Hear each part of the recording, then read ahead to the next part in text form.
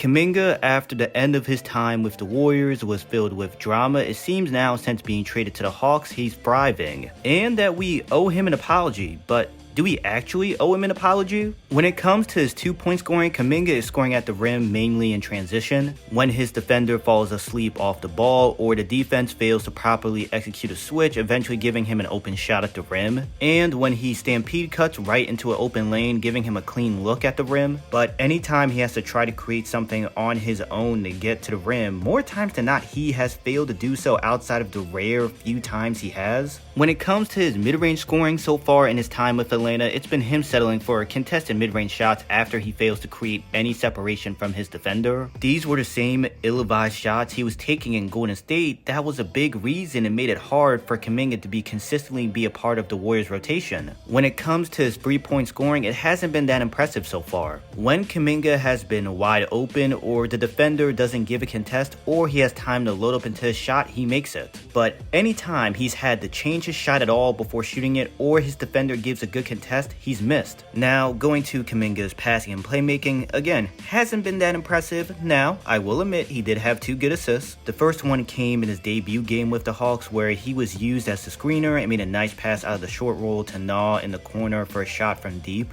And the second one was after he got his own offensive rebound after missing from deep where he made a nice interior bounce pass to Jock Landale for a dunk. But besides that, most of his assists are easy passes in transition or early offense, or he made a basic pass and his teammates did most of the work, or the defense messed up on a rotation, giving Kuminga an easy read. While not all of his turnovers are his fault or inherently that damning, but most of them have been Kuminga getting tunnel vision when there's clearly not an advantage there, but he's like, I'm trying to score no matter what, so be damned if anything else. Or he's trying to force a pass that's clearly not there. Now, before we get into the rest of the video, I would appreciate it if you could like the video as it helps the video perform better in the YouTube algorithm, and subscribe to the channel. If you like NBA content, this is the place where you will want to be. Lastly, with his defense, so far, honestly, this has been more impressive than his offense. Now, is this me saying he's playing all NBA caliber defense? No. But he's been very solid to even good at the point of attack, albeit 2 of his games so far with Atlanta have come against the Wizards. He's shown very solid activity off the ball, providing help stunting at ball handlers, playing passing lanes, reading the ball handler's eyes well, gambling on passes at the right time. Kuminga has always had the physical gifts to be a positive defensively when he's given effort, but that's been the problem with him as his effort defensively has always been inconsistent, which was another big reason and made it hard for him to be a part of Golden State's rotation consistently. So now it's time to answer the question of this video. Do we actually owe Jonathan Kuminga an apology?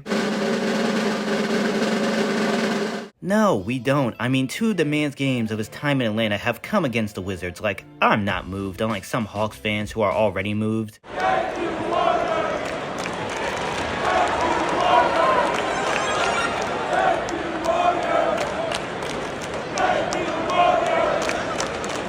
I would love to see Kuminga to continue to succeed and prove me and a lot of us wrong, but so far in his time with the Hawks, to me, we're seeing the same Kuminga we've always seen. I appreciate you watching the video. Don't forget to like the video as a basketball should appear when you do, and subscribe. Let me know in the comments your thoughts about Kuminga. Do you think we already owe him an apology? See you on the next one.